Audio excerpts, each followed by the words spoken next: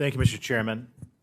10 years ago, there was a call from conservative members, especially in the House, by a lot of right-leaning think tanks to eliminate the Export-Import Bank.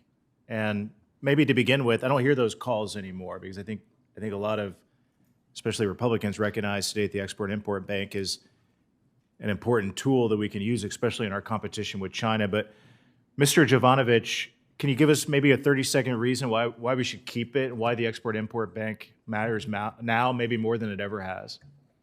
Senator Banks, thank you for the question, and thank you for the very detailed, robust conversation that we had in your office with you and your staff.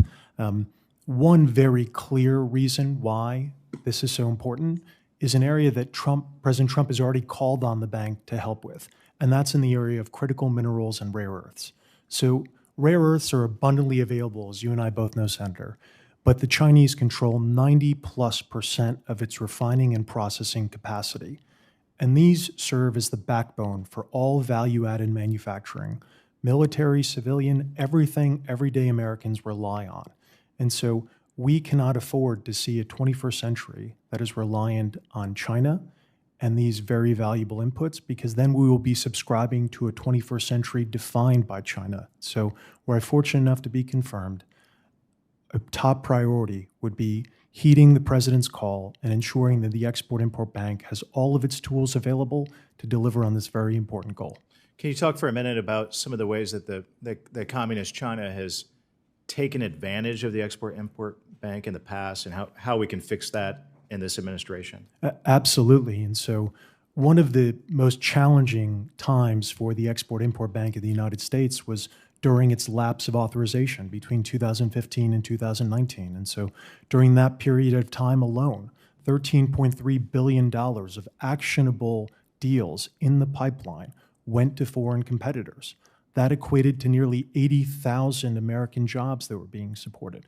But the worst part of it all, Mr. Senator, was that during that time, China and our adversaries took advantage, and they came and courted U.S. companies and convinced them that they should move abroad because they would have reliable export finance services for them. And so with your support, with the support of the committee, I believe that we could put forth modern tools and we can ensure that we're all in service of this unifying goal, which is revitalizing America's manufacturing and securing an economic future for.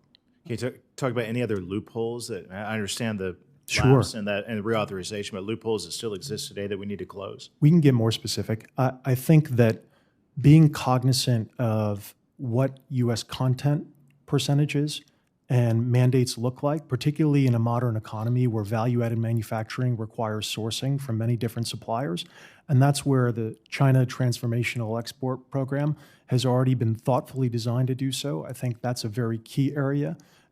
Other areas include ensuring that we can better magnify our outreach to small and medium-sized businesses, because as you know, Senator, it's hard to revitalize a supply chain where small and medium-sized companies don't play a big role. So I'm confident that with your support and the opportunity, we can work together to ensure that the tools are modern and up to task. This is a confirmation hearing. So talk about your unique background that suits you for this task to help the president reform and strengthen the Ex-Im Bank to help us beat communist China. Sure, Senator, thank you for the question. I've spent my entire career on both sides of the table. I know very well what it means to be a capital provider and looking for the right opportunities with willing and able companies who want to unlock growth. I also know the challenges of trying to finance growth and build up export facilities here in America, enable and empower manufacturing companies that want to sell all around the world. And with the opportunity, I would very much like to put all that to use in service of the president's agenda. Well, appreciate your willingness to serve to each of you. Thank you for being willing to serve at such an important time as this in this administration. You have my full support. With that, Mr. Chairman, I yield back.